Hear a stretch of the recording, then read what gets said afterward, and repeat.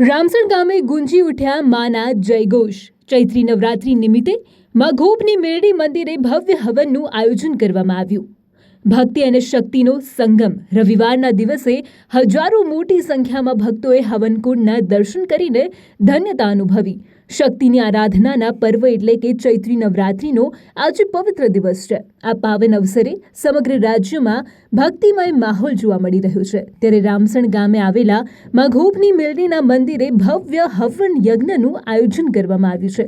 મા ગોપની મેરડીના સાનિધ્યમાં ચૈત્રી નવરાત્રીના પવિત્ર રવિવારે શ્રદ્ધા અને આસ્થાના મિશ્રણ સમાન નવચંડી હવન અથવા તો વિશેષ યજ્ઞનું સુંદર આયોજન કરવામાં આવ્યું। વહેલી સવારથી જ ભૂદેવો દ્વારા વૈદિક મંત્રોચ્ચાર સાથે યજ્ઞનો પ્રારંભ કરવામાં આવ્યો હતો।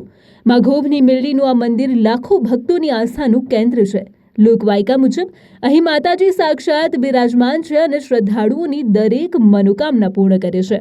આજના દિવસે આયોજિત આ હવનમાં ગામના અગ્રણીઓ, ભક્તો અને દૂર દૂરથી આવેલા શ્રદ્ધાળુઓએ યજ્ઞના દર્શન કરીને પવિત્ર જ્યોતના આશીર્વાદ લીધા હતા।